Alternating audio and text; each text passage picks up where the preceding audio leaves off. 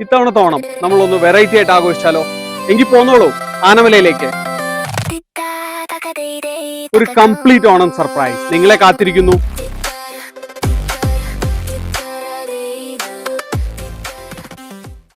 തനിക്ക് കിട്ടുന്ന ഓണറേറിയം ഉപയോഗിച്ച് വിധവകൾക്കും വയോധികർക്കും ഓണപ്പുടവ സമ്മാനിച്ച് കേളശ്ശേരി പഞ്ചായത്ത് അംഗം MP ശ്രീകുമാർ. വാർഡിലെ 70ഓളം പേർക്കാണ് ഓണക്കോടി വിതരണം ചെയ്തത്. കുട്ടികളുടെ ആവശ്യം പരിഗണിച്ച് ഫൈറ്റേഴ്സ് ക്ലബിന് ഫുട്ബോളും വിതരണം ചെയ്തു.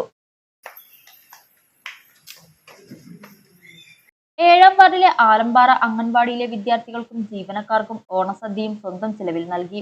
സംഗീതജ്ഞൻ മണ്ണൂർ രാജകുമാരനുണ്ണി ഉദ്ഘാടനം ചെയ്തു.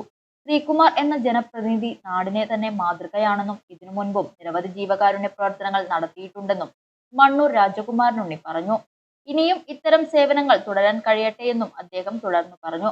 രാഷ്ട്രീയക്കാരില് ഇത്രയും എന്താ പറയേണ്ടത്, അവനവൻ്റെ കാര്യം നോക്കാതെ മറ്റുള്ളവർക്ക് വേണ്ടിയിട്ട് ജീവിതം ഒഴിഞ്ഞു വയ്ക്കണം ഒരു പാരമ്പര്യത്തിൻ്റെ സന്തതിയാണ് ഉണ്ണിക്കുട്ടൻ.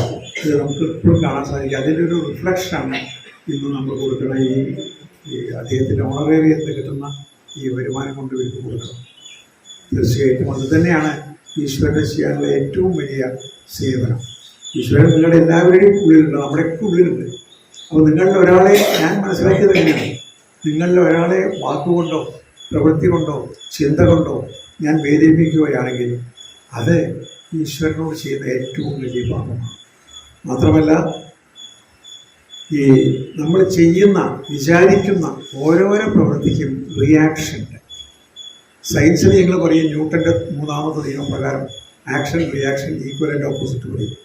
കിട്ടുന്ന ഓണറേറിയം മുഴുവനും സ്വന്തം വാർഡിലെ പാവപ്പെട്ടവർക്കായി ഉപയോഗിക്കുന്നതായും മണ്ണൂർ രാജകുമാരനുണ്ണി പറഞ്ഞു. തുടർന്ന് വയോധികർക്ക് ഓണക്കോടിയും വിതരണം ചെയ്തു. AS മന്താടിയാർ മുഖ്യാതിഥിയായി. പഞ്ചായത്ത് അംഗം AP ശ്രീകുമാർ അധ്യക്ഷത വഹിച്ചു.